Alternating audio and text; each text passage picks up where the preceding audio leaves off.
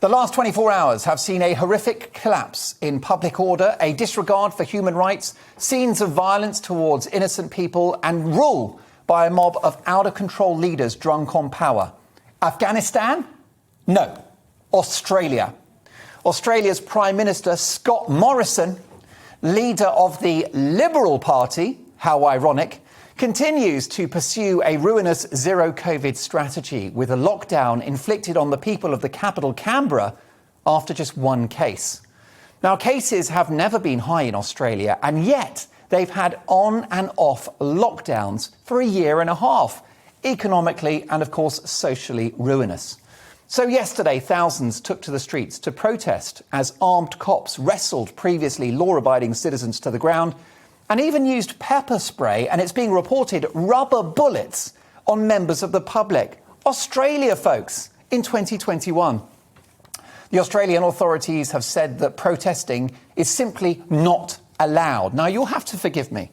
I normally keep an eye on world news, but I didn't realise that Australia isn't a democracy anymore or a free society. I didn't get the memo, and neither did the people of Melbourne and Sydney by the looks of it. I didn't realise that Australia, one of the most dynamic, integrated, creative and economically successful countries in the world, had become a totalitarian dictatorship.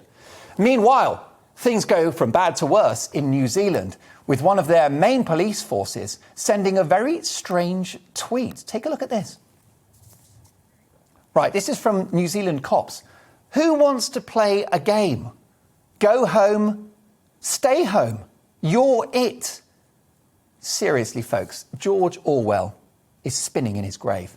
Meanwhile, saintly PM, the Right Reverend Jacinda Ardern, reminding people not to talk to their neighbours. There's even talk about splitting New Zealand in two to fight the Indian Delta outbreak as it records another, wait for it, 21 cases. 21 cases. These people, of course, love to divide, so it wouldn't surprise me if they split the country in half. With no prospect of getting back to normal for months, if not years to come, Australia and New Zealand are a salutary lesson in what happens if you try to stop a virus like COVID, especially the Delta variant. Now, don't take my word for it. Professor Jay Bhattacharya, Professor of Medicine at Stanford University, and Donald J. Boudreau, Professor of Economics at George Mason University, call the eradication of COVID a dangerous and expensive fantasy. Meanwhile, Tim Wallace in The Telegraph warns that zero-COVID zealotry is wreaking economic havoc, with economists slashing forecasts for China and Australia due to their strict approaches. Virus gonna virus. Who knew? Last month, Singapore abandoned their zero-COVID stance. Like New Zealand, they had attempted to block the spread of the coronavirus with strict border controls, a mask mandate, social distancing and aggressive contact tracing. Leaders in Singapore have since eased restrictions and are now aiming for a living with COVID strategy. Praise the Lord.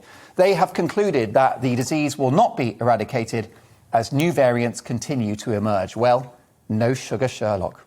Mercifully, the narrative has changed here in the UK. Not only did the PM stick to Freedom Day on the 19th of July and see cases fall, common sense is beginning to prevail elsewhere in the broadcast media. Strap yourselves in for this one. Even the BBC, yes, the Beeb, published this article today. And they posed a perfectly reasonable question that would have got you cancelled 6 months ago. Is catching COVID better than actually having the vaccine? A brilliant and important question. Well done to Auntie for posing it.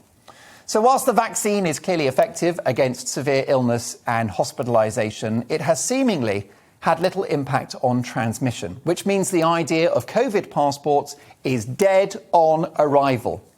For the months and years to come, living with this virus is going to be the only show in town.